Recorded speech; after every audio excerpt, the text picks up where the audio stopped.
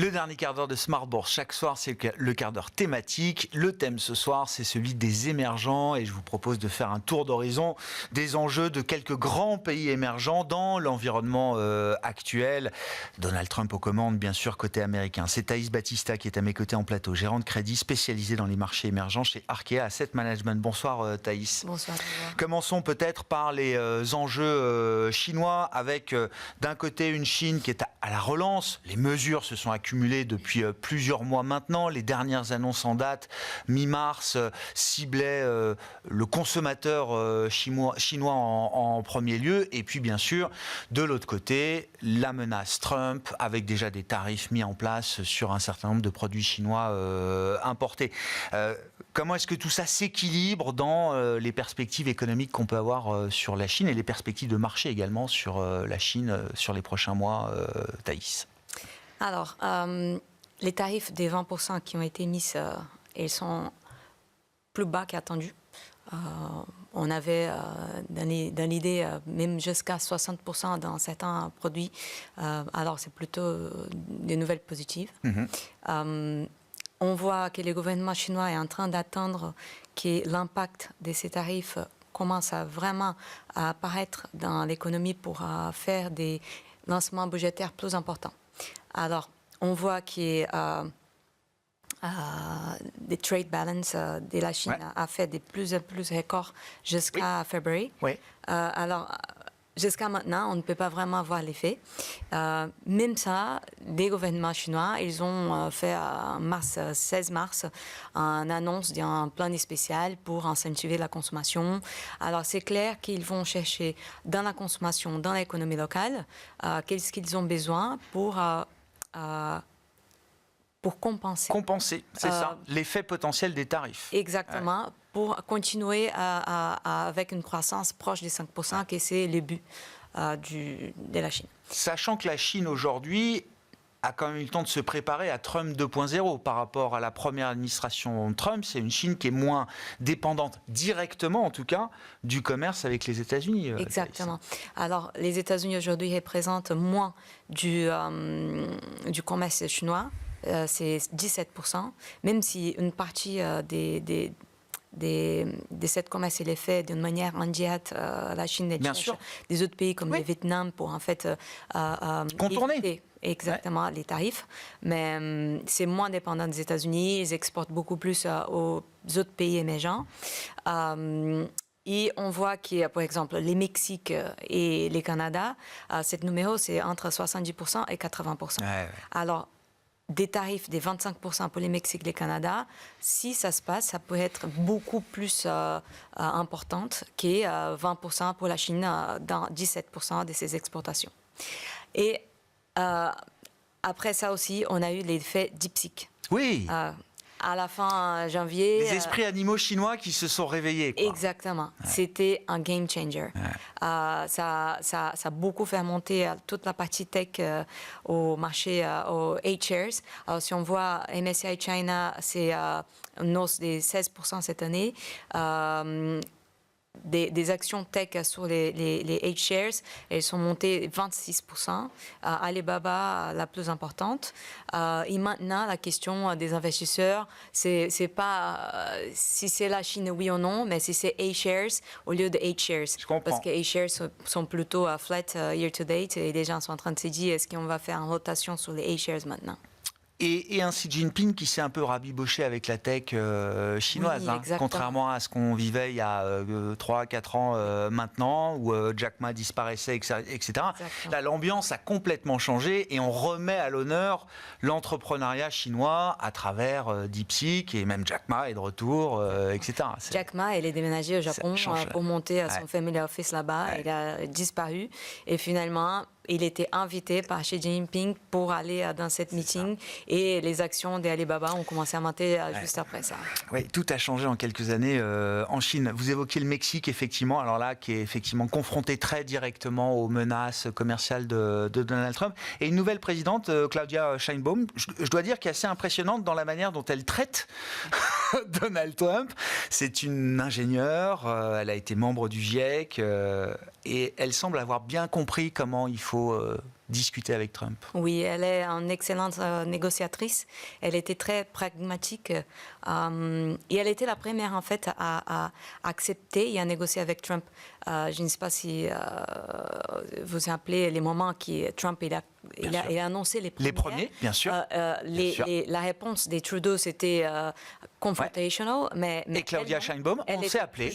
Oui. Une longue discussion au téléphone, Exactement. constructive. Exactement. Je lui expliquais comment ça fonctionnait, pourquoi les échanges à travers la frontière, c'était important, etc., etc. Et à ce moment-là, Trudeau, il a vu, il avait j'ai appris quelque chose, Ouais. et il a fait sa part, et maintenant, ça commence une négociation entre les trois pays.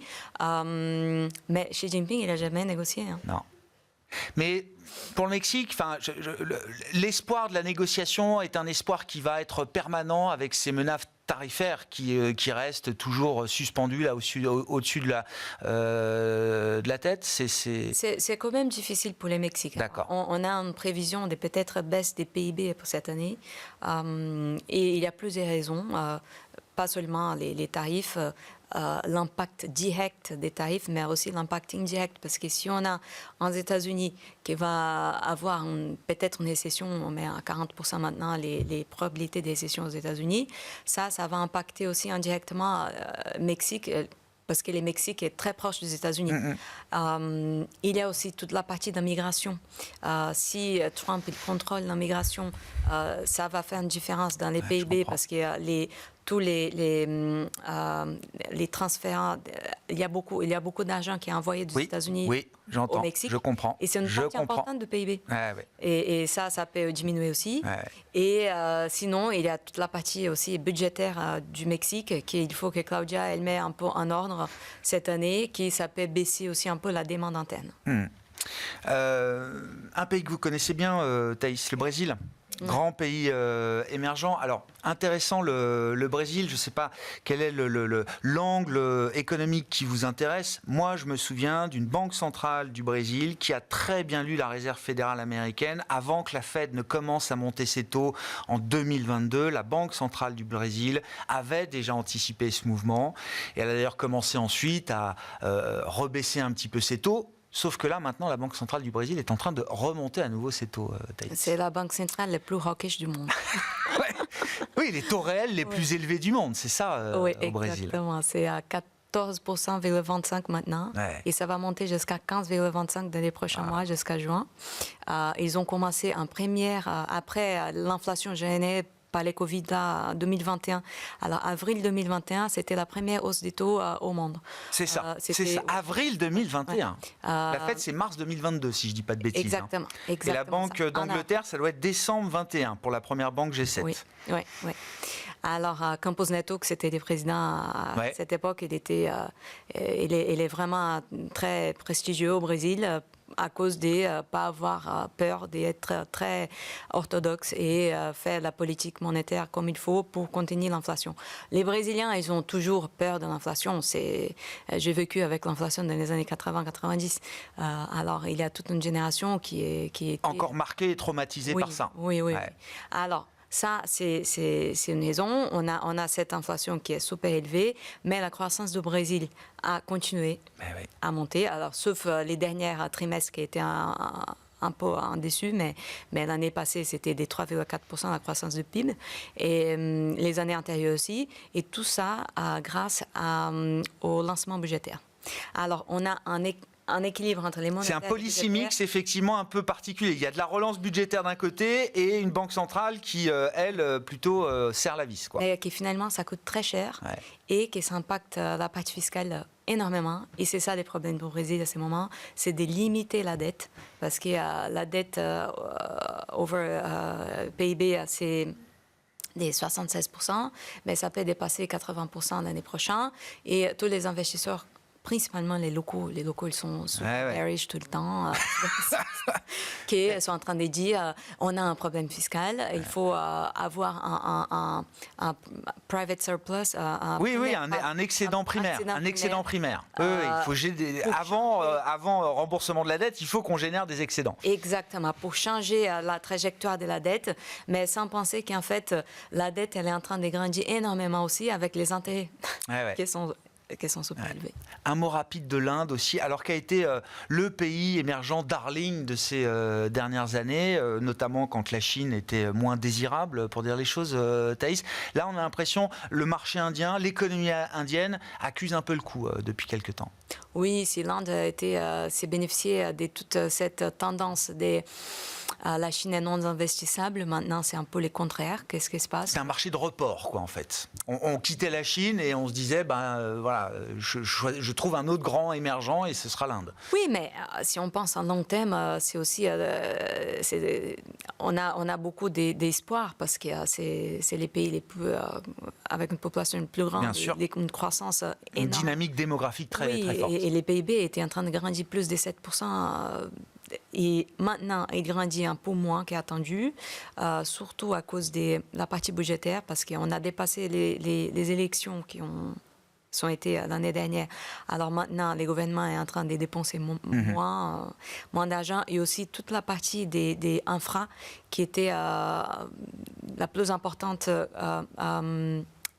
pour contribuer avec la croissance du PIB, et qui maintenant, ça diminue un peu, à cause aussi des investisseurs qui sont en train de sortir de toute cette thématique des renouvelables indiens. Ils ont apporté des investisseurs énormes, Adia, GIC, Temasek, tout le monde était investi là-bas. Et maintenant, ils sont en train de commencer à faire marche arrière.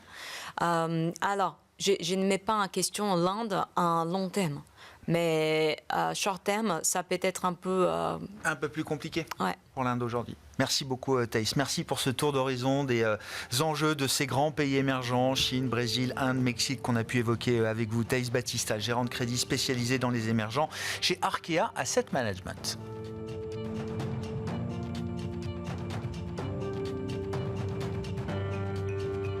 Smart Bourse vous a été présenté par Silex. Conseil en investissement, produits structurés, gestion d'actifs, technologie.